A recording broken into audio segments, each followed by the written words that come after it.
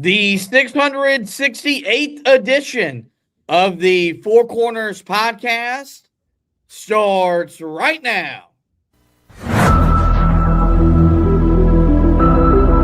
This is the Four Corners podcast. Elton ready on his second attempt.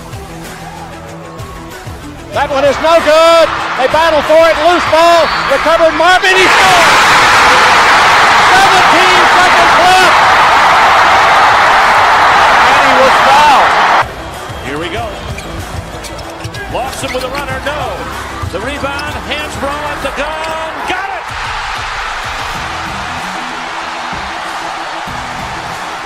They were 4 for 24. Hansbrough on a switch on Paulus. A deep three. And Green rips down the rebound in traffic. 4-on-1. What a great job. What a terrific job in transition. I mean, you couldn't plan that any better as a coach. Tipped away by Johnson. It's loose. Page. Johnson. They're dancing in the aisles. They're high-fiving. They're celebrating. They're going bananas on Franklin Street. Pass to Britt, 15 seconds to play. Up high to Page, gets a screen from Meeks. Page driving in on the left, high off the glass for 2. 6 seconds to go. Pinson comes front court. Pinson to May for the win. Got it! Luke May! He got it! 0.3 of a second! Luke May gives Carolina the 75-73 lead. Are you kidding? Into Dixon. Boozer switches onto him. Dixon the kick. Trimble! Got it! And Carolina wins it!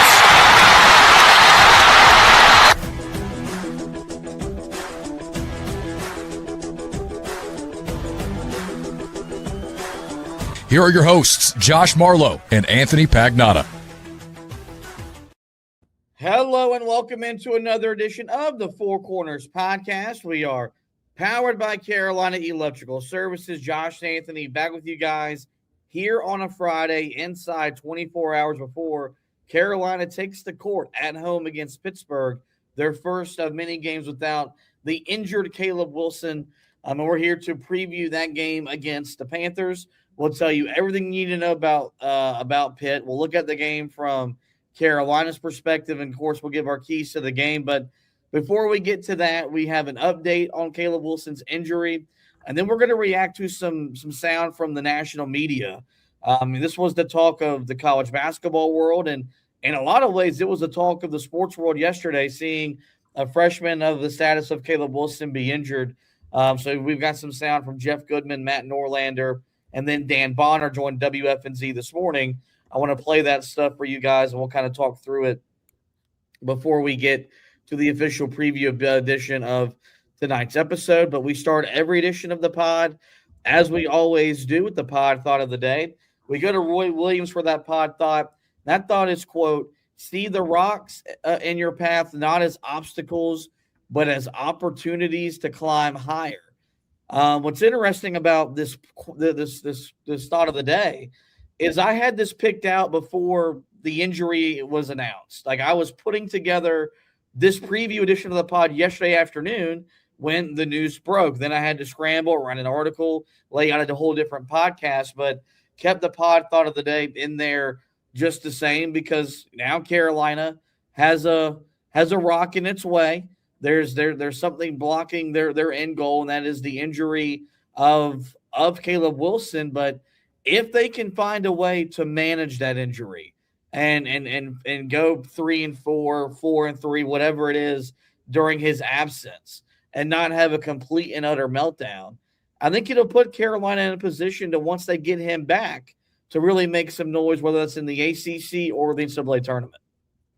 Yeah, I think this is a scenario where you're going to learn about the toughness of this team, and you're going to learn about the resolve of this team. You know, is this a group that's able to really rally around this moment and use this as just motivation to get around the obstacle that's in their way, or is it going to be something that ends up holding this team back? I could see it really going either way, with this year's team. I think you've got some guys here that are veterans that can be leaders for Carolina. I think this is a moment where you need to see Henry Vassar step up. This is a moment where you need to see Seth Trimble step up.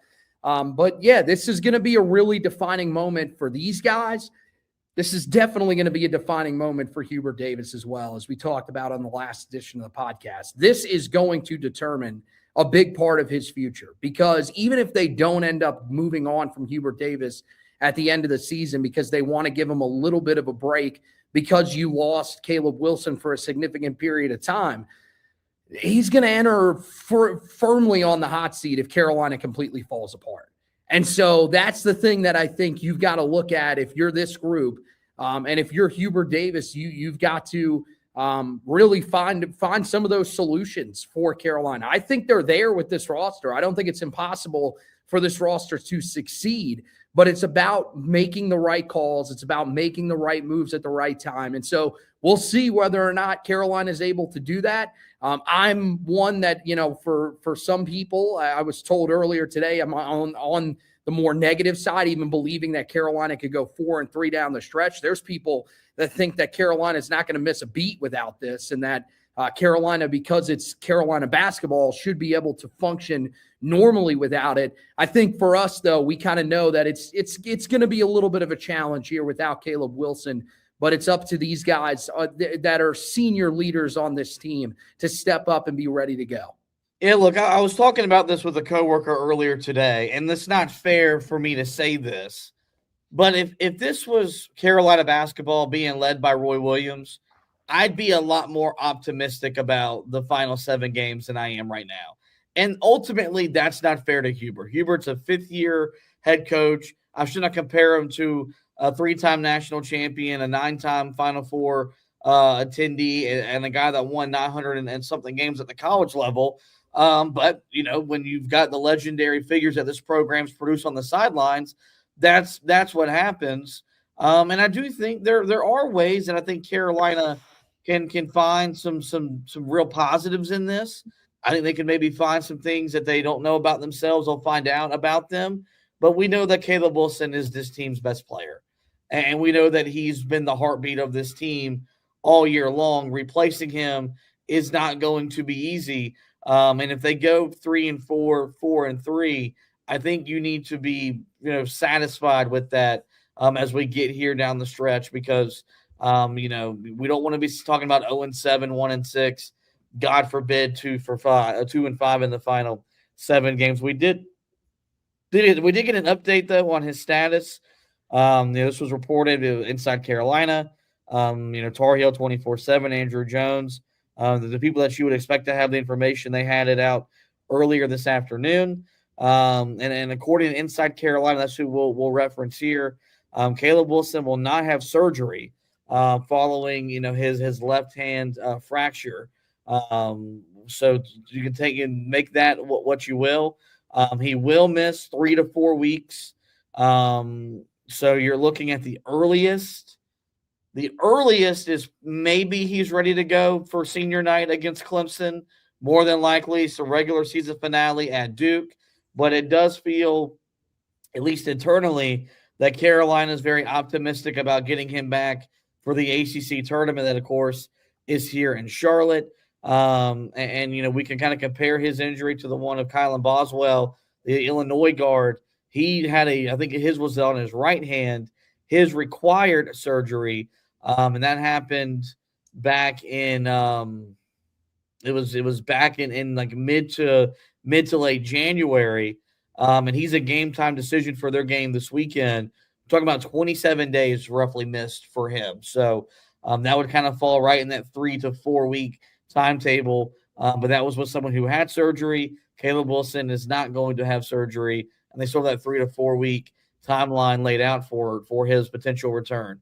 When you see that number, now we got the injury news yesterday. Now we've got a timeline today. Kind of what do you make of the fact that that probably the earliest you see him could be the regular or the home finale against Clemson, but more than likely if he is able to suit up and play again before we get to tournament time, it'll be at Duke in the regular season finale. Yeah, I don't think it's the worst thing in the world. I think it's probably, the best hope that you could have had with a fracture in the hand. I think we all knew that it was going to be, a significant period of time here. And so 3 weeks, if that's if that's the earliest that he can get back, well then, yeah, of course you're going to take that if you're Carolina. You've got to also be very careful with this injury. You don't want this to be one that he can re-aggravate so quickly because you ended up rushing him back. So if it takes him until the ACC tournament to get back on the court, and for Carolina, you're hoping that they at least have the single bye where they don't have to play in the first day of the tournament. I think it's at this point nearly impossible for Carolina to be in that spot unless they just completely fall apart. Then, you're in a pretty good spot. You'll have that first bye. You'll be able to extend it to Wednesday. That gives them an extra day to potentially be ready to go for Carolina. And I think that's when you bring them back. And then it's all about trying to make a run in that ACC tournament. We've talked about how, with different coaches, it matters, a different amount. To Roy Williams, the ACC tournament really didn't matter nearly as much as it did when Dean Smith was on campus. There were certain years to Roy where it mattered. 2016 is one that comes to mind where Carolina made the run in the ACC tournament, really springboarded them to make a run in the NCAA tournament. I think that could be the type of year that you're looking at this year, where Hubert Davis, who values the ACC tournament, I think is going to look at that as an opportunity. You get Caleb Wilson back. Hopefully he's close to 100%. And then from there, hey, let's go on a run. Let's find a way to win the ACC, improve our seed line, and then get ready for the NCAA tournament. All right, let's get to some national media sound. As I mentioned, man, that this injury was the talk of the college basketball world yesterday afternoon on into the evening, and it's even carried over on so far today. So we got some sound of Jeff Goodman from the Field of 68, Matt Norlander of CBS Sports, and then Dan Bonner, ACC Network analyst. He was on WFNZ this morning. We'll start, though, with Jeff Goodman, who was in town for the win last week at home over Duke, and he just kind of outlined and detailed how Carolina is impacted by the injury to Caleb Wilson. It's going to hurt their seeding, number one. I mean, they could fall now. Who knows? I mean, could they get, fall to an 8-9? Because they were like a 5 who moved up to a 4 after the Duke win, probably moved back down to a 5 after the Miami loss. Could they fall down to like that 8-9 game? And if they do, that's a killer, because then you're talking about obviously having to play one of the elite teams in the second round. So, this is an injury that it puts Henry Vesar certainly more pressure on him and on the backcourt. Seth Tremble's got to be even better than he's been.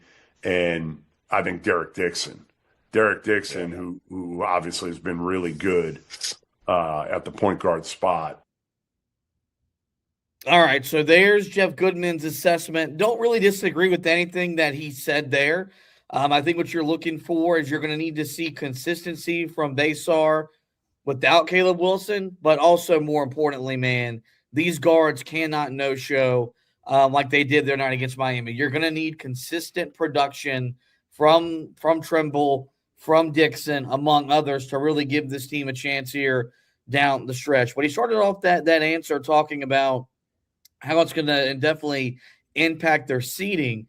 That takes us to Matt Norlander of CBS Sports, who talked about how now Carolina will become a tricky team to evaluate for the NCAA Tournament Selection Committee. There's no telling if this injury means he's off the floor for 3 weeks. Is he never returning to play college basketball again? The selection committee will have an interesting team to evaluate if, and capital letters, IF, if North Carolina over the next month suddenly becomes a team that is incapable of beating most NCAA tournament opponents it faces, then it's going to have to be put in the tricky position of we're going to evaluate a team that had Caleb Wilson and evaluate a team that didn't have Caleb Wilson.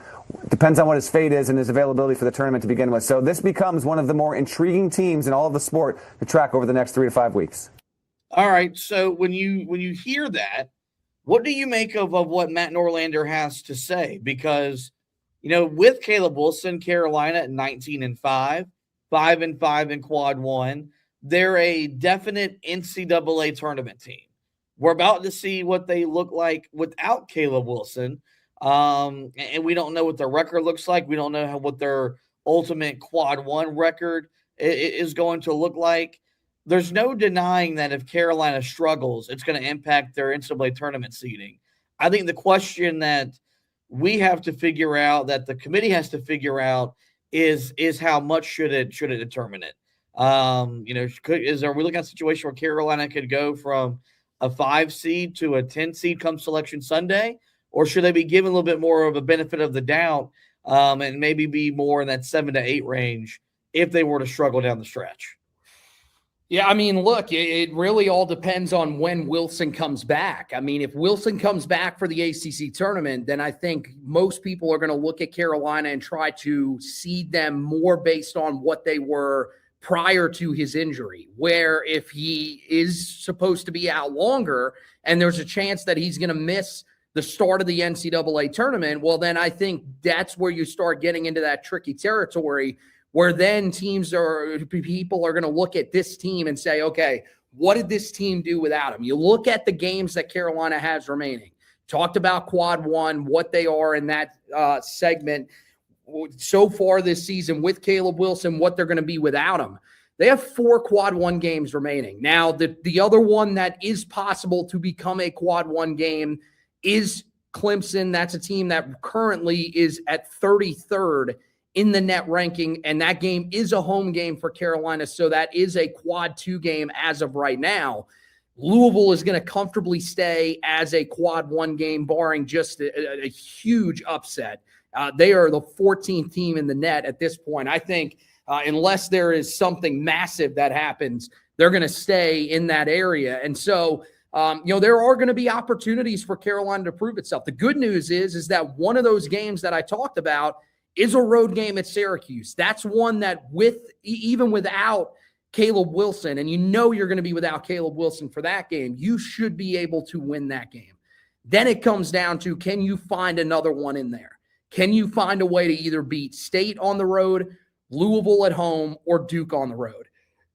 I find it very hard to believe that you can beat Duke without Caleb Wilson. I think that's going to be incredibly difficult. The other 2 games, I think it's possible. I think it is certainly on the table if Carolina plays a certain way in those games that Carolina could win those games. And so it's going to be interesting to see what the NCAA tournament committee does.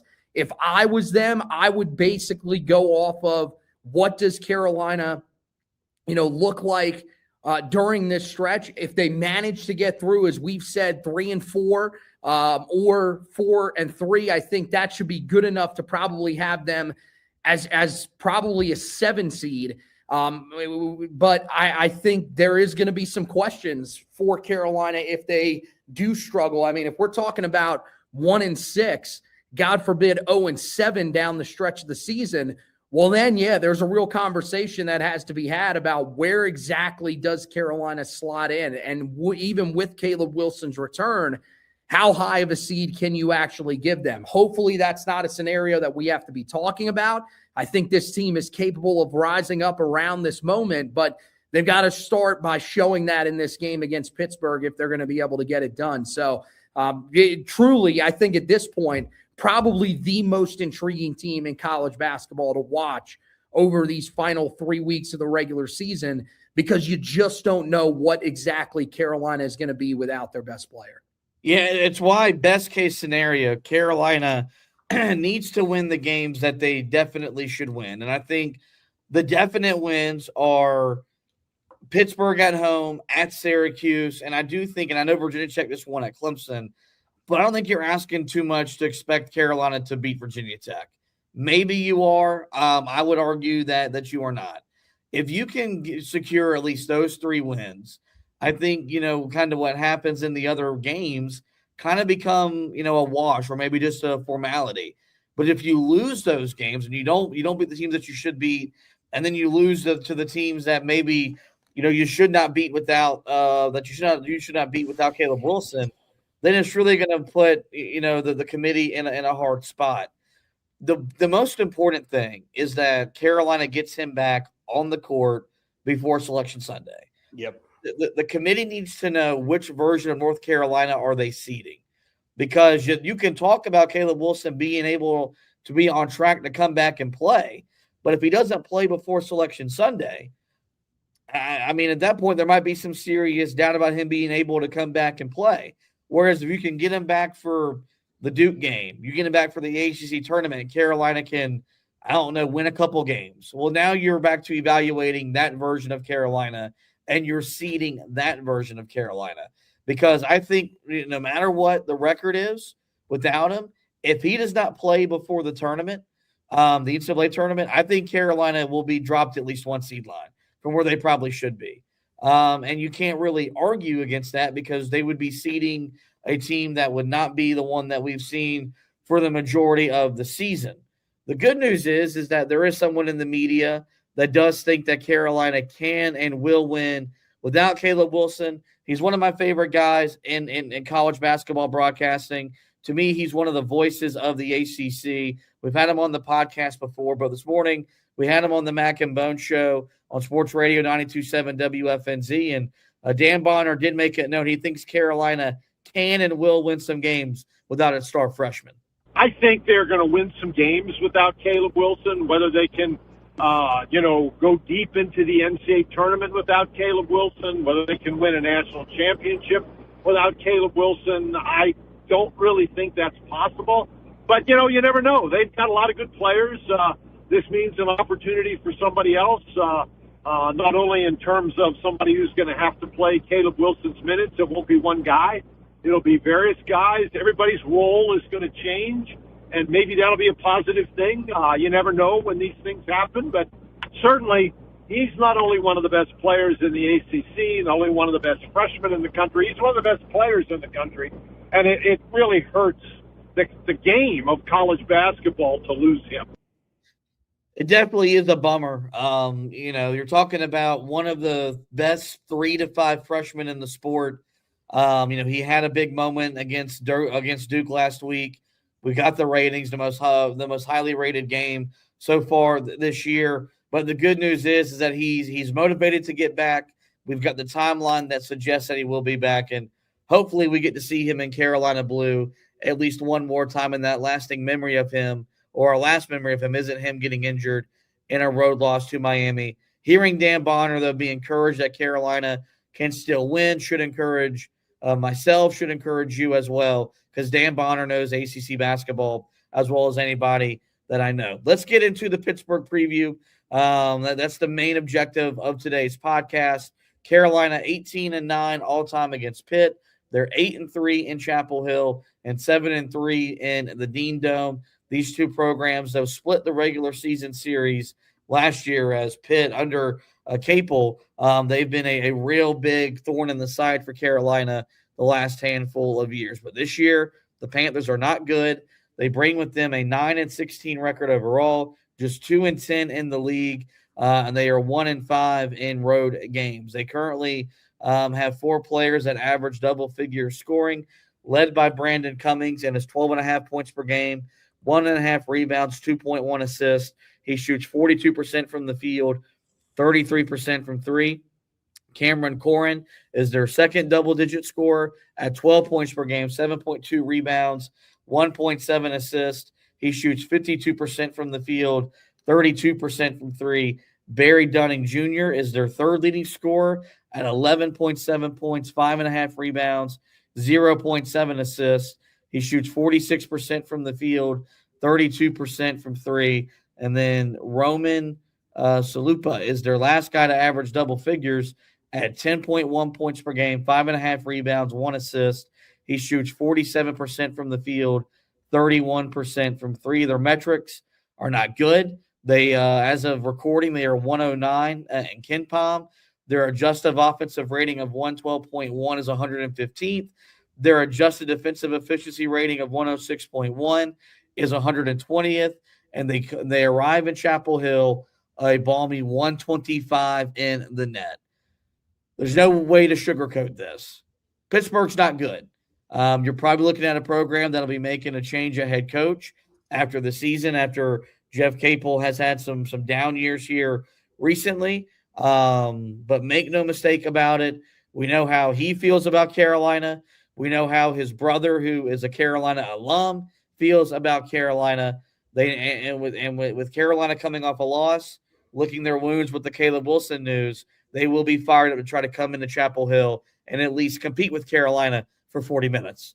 Yeah, that's what they're hoping to do. And it's going to be very interesting to see whether or not they are able to do that. Brandon Cummings is not a guy that is, we know his status for this game.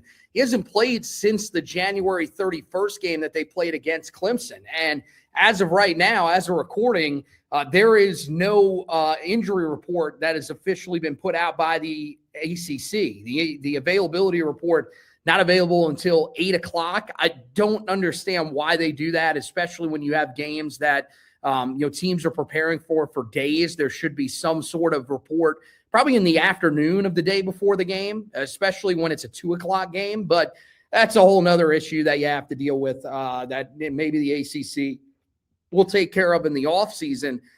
But regardless, if he plays or not, Carolina should be able to win this game and win it relatively easily. This is a team that is one of the worst in the ACC this year. There are, record says that, but when you watch them play, they are truly awful. They have had some losses in the non-conference that I think show you that it's probably time to move on from Jeff Capel.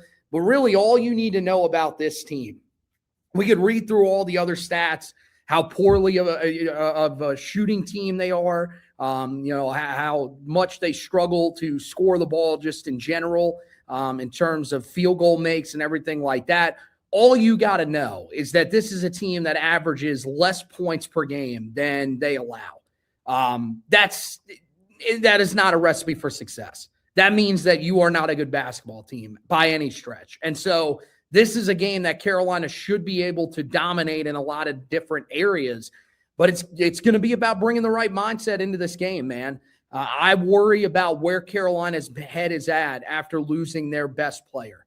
And that's going to be the most significant thing that really goes into this game, because all the stats would tell you this should be an easy game for Carolina. There should be no questions about whether or not Carolina is able to win this game. And win it convincingly.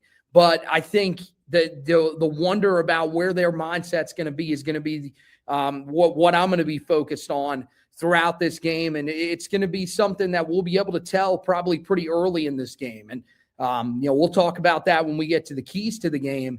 But, yeah, I mean, everything points to Carolina being successful in this game. I mean, I know that there are some areas that Pittsburgh does a decent job defensively, but even in that area, I mean, they're still allowing a pretty decent amount of, they're still allowing a decent amount of points.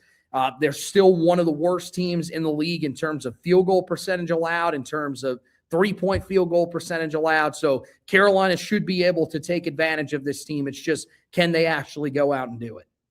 Let's take a look at the game from Carolina's perspective.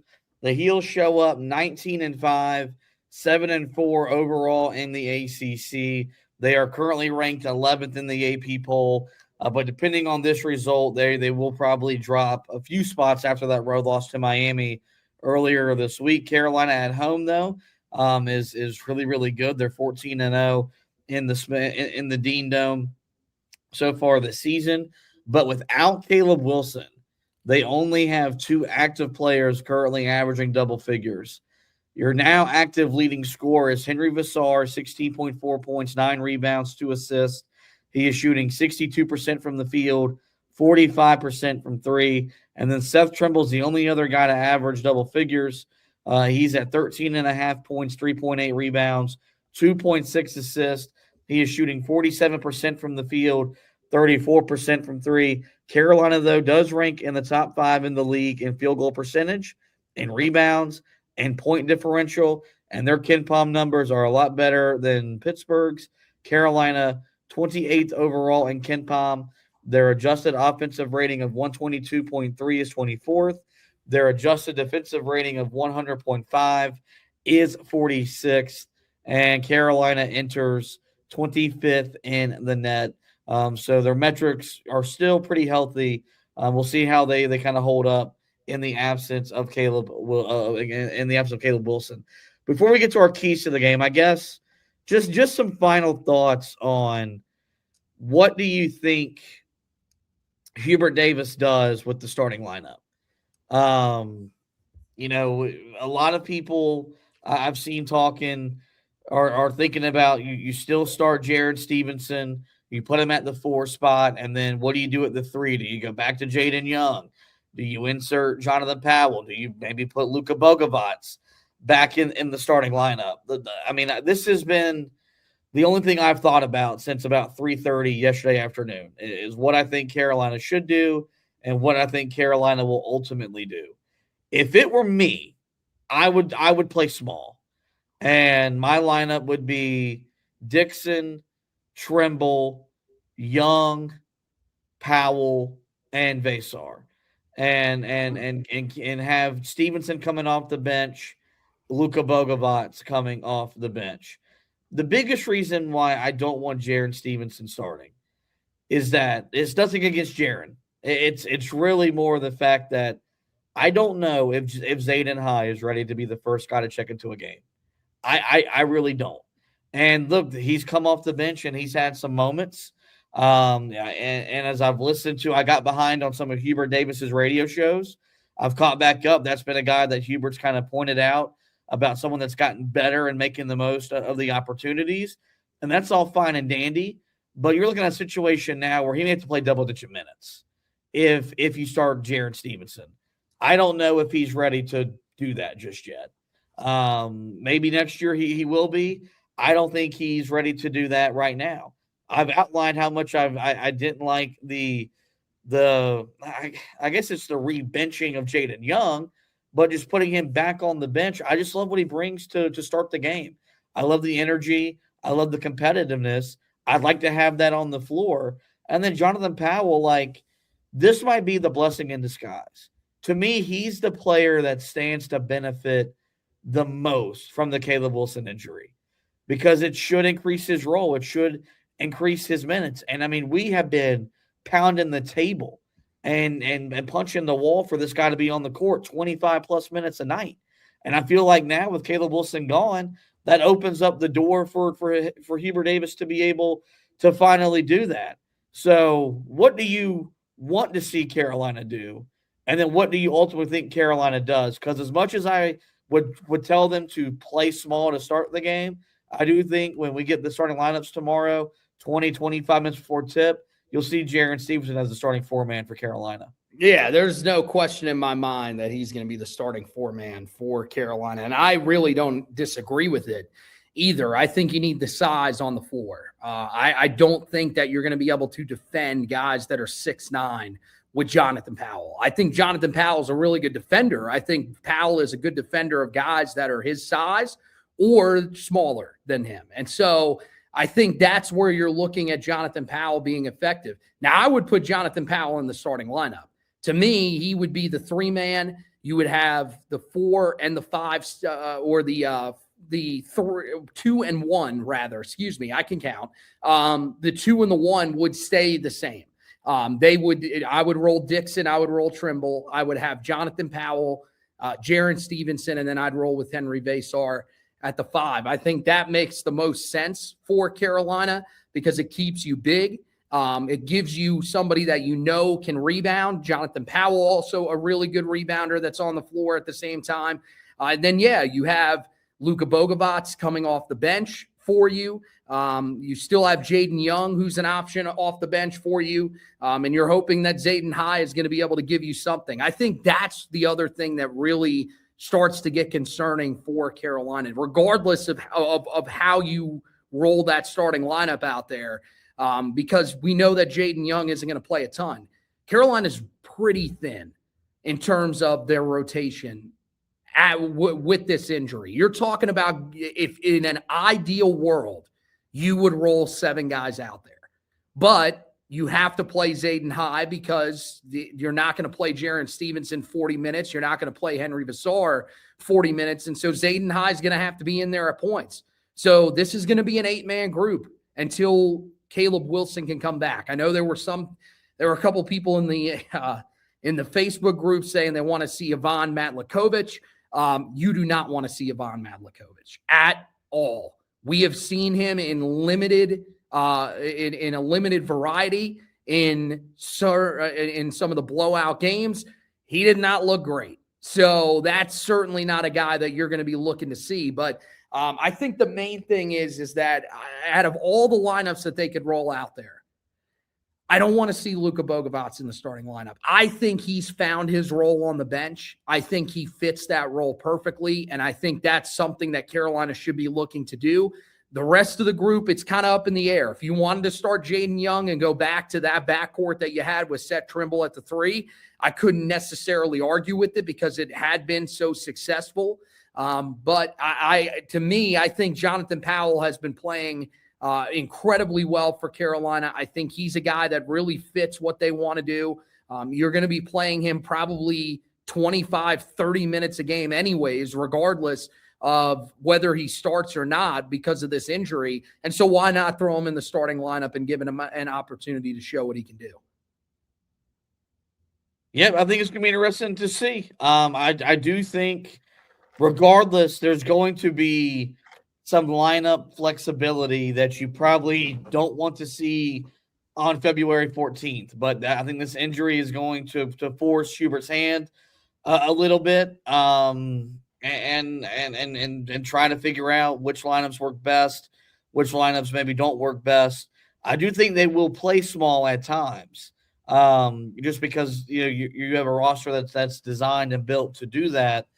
But as long as Stevenson and Vassar are staying out of foul trouble, I think they'll probably roll with it the way they have rolled with Caleb Wilson when he's been healthy, keeping 2 bigs on the floor for the majority of the game.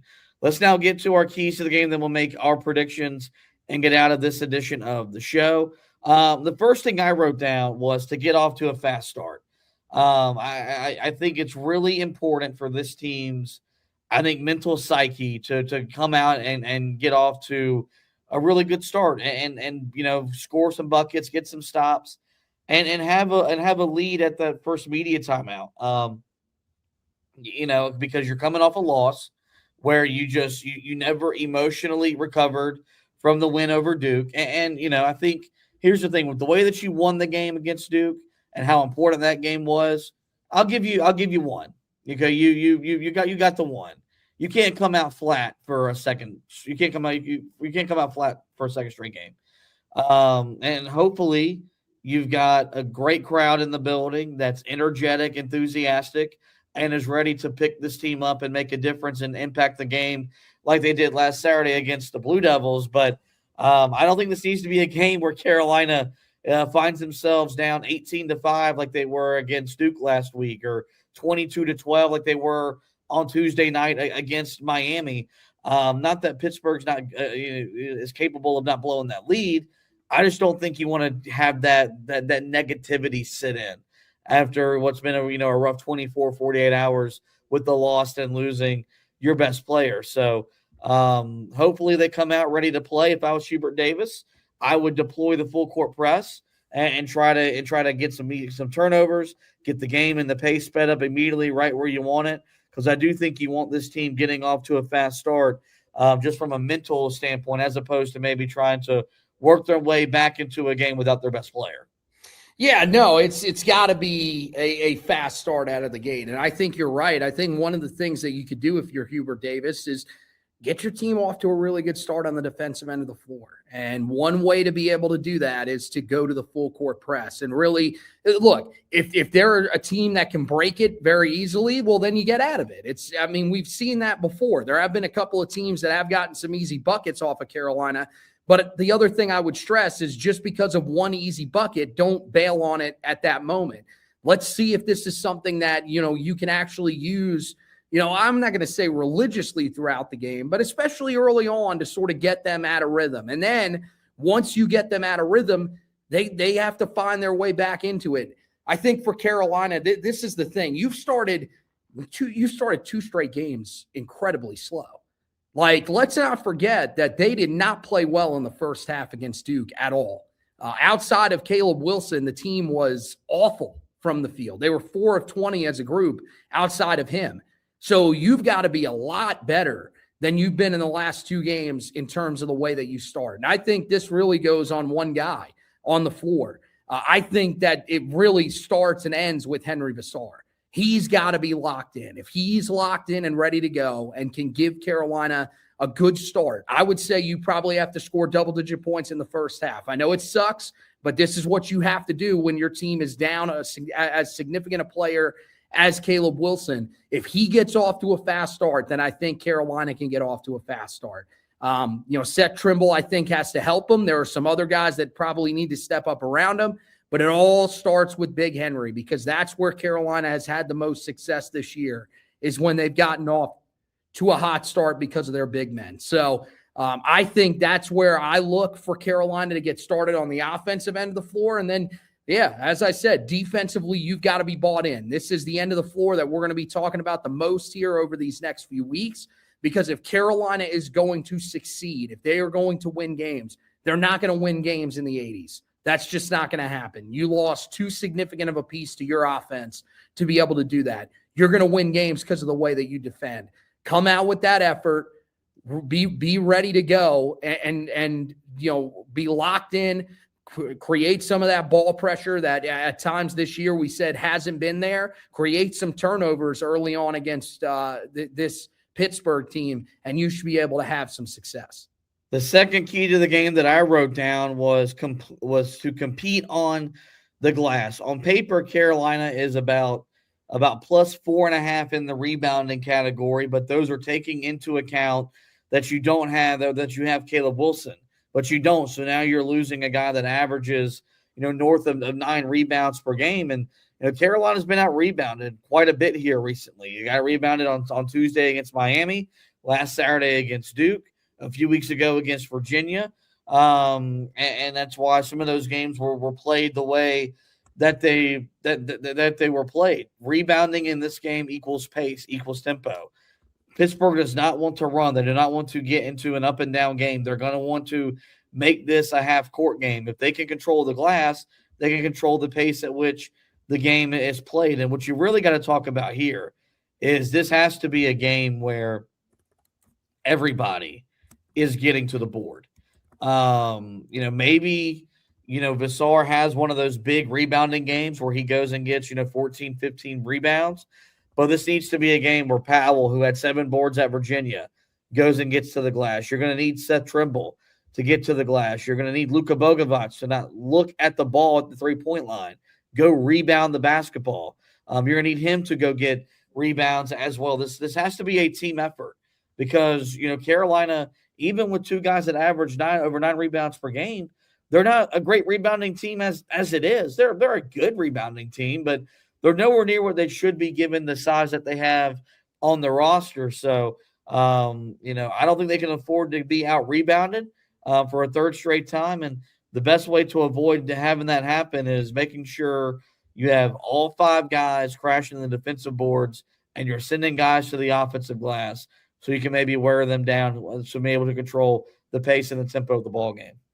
Yeah, I mean, it's got to be a team effort here. I get it. You're without a guy that is incredibly significant to what you do on the glass. You should still be able to win the rebounding margin in this game.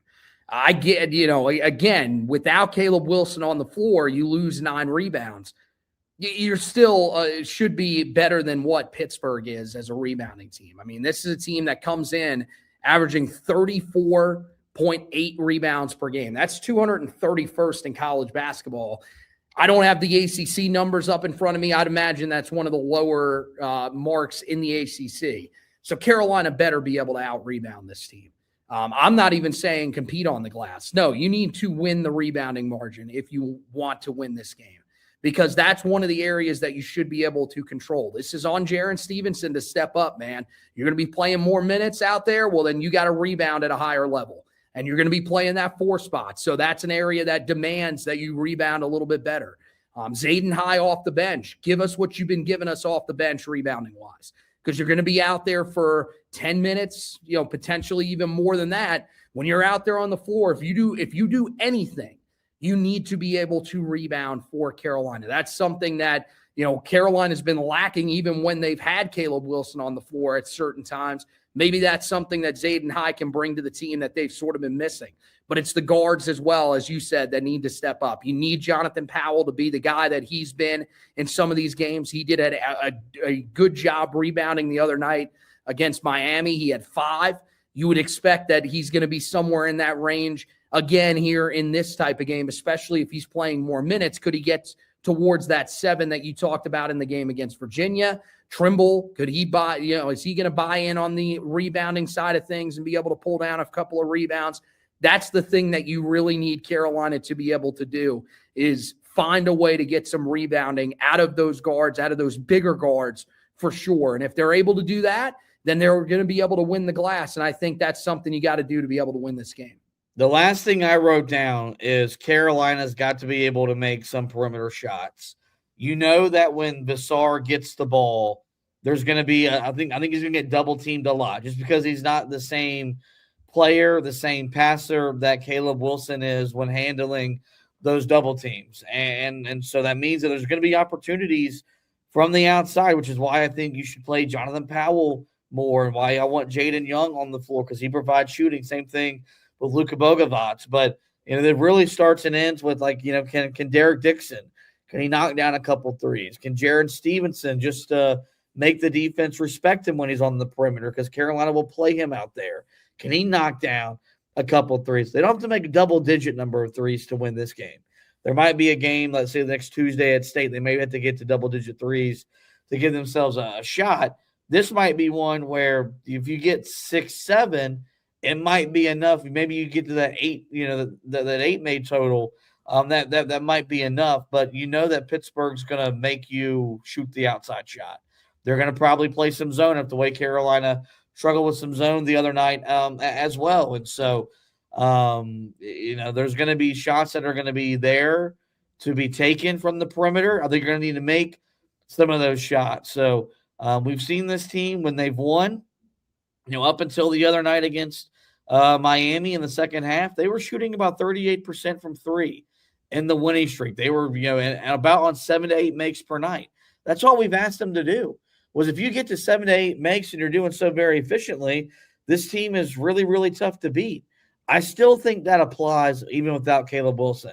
There's more pressure for you to make outside shots just because you don't have his scoring presence on the inside.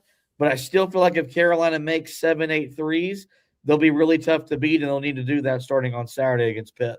Yeah, and Pittsburgh is a team that is not good defensively against the 3. As I said, they are allowing teams to shoot 35.4% from beyond the arc, which is 284th in college basketball. So that's something that Carolina should be able to take advantage of in this game, is that perimeter defense for Pittsburgh. Teams have been able to do it against them this year. Now can Carolina do it in this type of situation? And, I think if they could get 8, 9, they probably feel pretty good about where they're at. I really think that they've got the guys that are capable of doing it. We have seen it throughout different games this year. It's just a matter of, showing up in this game. And if Carolina can do it, then I think they've got a real good chance to be in control of this game, really control it throughout, and we won't necessarily have to worry about Carolina. But it's up to guys like Luka Bogovac, Jonathan Powell, if he does get the start, but even if he doesn't, got to be able to knock down some threes from the outside. The key guys are going to be guys like Seth Trimble. That shot's got to start falling. It didn't fall the other night. It's got to start falling in this game. Derek Dixon, can that outside shot start falling again? Because when it does, it's really helpful for Carolina. And even Kyan Evans, that's another guy that has to be able to shoot the 3 for Carolina down the stretch here now that they don't have Caleb Wilson. Needs to be a buy-in from every one of those guards. And as you said, in this game, it's going to be a bigger focus than even certain, other games that we've seen from Carolina so far this year, mainly because teams are going to pack the paint against Henry Vassar. They're going to double him at times, and they're going to see if anybody else can beat them. Because, I mean, you look around, how many other really good scoring options are there on the floor? Jaron Stevenson, we don't necessarily know what he's going to be like in that four-man role that he's going to probably play a very significant amount. So we'll have to see how he adjusts. He's another guy that, could be looked to knock down some shots from the outside because he takes so many good looks from the outside. You got to be able to make them. So this is one of those games where I think you've got to hit 8, 9, maybe even 10 threes for Carolina to feel comfortable in this game. I think that's going to be the key to Carolina being able to comfortably have a lead and control this game throughout. So hopefully that's what they're able to do. All right. Carolina enters with an 88.7% chance to win the game. That is according to ESPN's analytics. Have to imagine that this was done before the Caleb Wilson injury news. Same thing with the line. DraftKings has Carolina at 11.5-point favorites. And that's where the line opened, and that's where the line is as the day of recording. So, there's still a lot of expectation on Carolina to win and win the game rather easily. I'll let you go first. Who wins the game and why? I think Carolina wins the game, but I don't think it's going to be easy. I really do wonder about the mindset of this team going into this game because you just lost such a significant player. And these guys know it. If we know it as fans, these guys know it on the court. And I wonder with the leadership aspect of this, how much that affects Carolina, especially early in this game. Let's say they get out to a little bit of a slow start, or it doesn't even have to be a slow start, just a start where the two teams are even. Maybe Carolina has some moments where they don't rebound. We've seen that happen this year. Who's going to get them back on track? Because it seems like when Carolina is at its best under Hubert Davis, it's with teams that have leaders on the floor, guys that are willing to speak up. Do you have that guy now at Carolina now that Caleb Wilson is on the sidelines? Can't be Caleb. Caleb can be there all he wants at the game, but it can't be him. It's got to be someone on the floor that steps up. And so I'm interested to see if Seth Trimble, Henry Vassar become more vocal, become guys that are taking over some of those huddles, similar to what we've seen from Caleb Wilson throughout this year. If they get that, then I think this could be one of those games that Carolina controls throughout, knocks down some of those shots from the outside and wins convincingly. But I don't know if this is the game where Carolina does that. Maybe they're able to do that a little bit further down the line, but this feels fresh for these guys. This feels like it's going to be a little bit, wobbly, sort of like when you first take the training wheels off the bike. It's going to be a little bit different not having your best player out there. So I think Carolina wins. I think they do the things that they need to do defensively to be able to hold Pittsburgh to somewhere in the 60s. I think they get enough production from their offense, and I think they find a way to win this game, but I don't think it's going to be the easiest win for Carolina. Yeah, look, I think Carolina wins, but I think it's tougher, not from a mental perspective. I think it's just because you now got to adapt without having your best player, and it's going to impact you mainly on the offensive end because of how much he controls, the attention that he demands, and how easier he makes the game for everyone else. There's an argument to be made that Carolina could be better defensively in his absence because, for as great as he is as an offensive player, when you look at some of the defensive breakdowns that Carolina has experienced so far this season, a lot of times Wilson has been the culprit or one of the culprits involved in that particular sequence. So I think this game will be one that I think Carolina will control it, but I think it'll have the feel like they got to grind this thing out where they probably never put the game away, but they're playing with an 8 to 10, 12-point lead. And you look up and Pittsburgh just runs out of time. All that matters, though, is just getting a win. And just having a chance to kind of catch your breath, regroup, reset, and have the feeling come over you that everything is going to be okay. And if you get this win, you get to 20 wins. That's 20 wins in all 5 years for Hubert Davis. It gets you to 8-4 in the league. It still keeps you in shouting distance to maybe get a double bye in the ACC tournament and still improve your NCAA tournament seeding outlook. You lose this game, there's going to be chaos. Because, I mean, I thought on Tuesday when the injury occurred, we were talking about it on Wednesday. I was already thinking in my head, maybe you give him the day off, or give him the game off, get him ready for NC State. Well, now he's out for the next 3 weeks.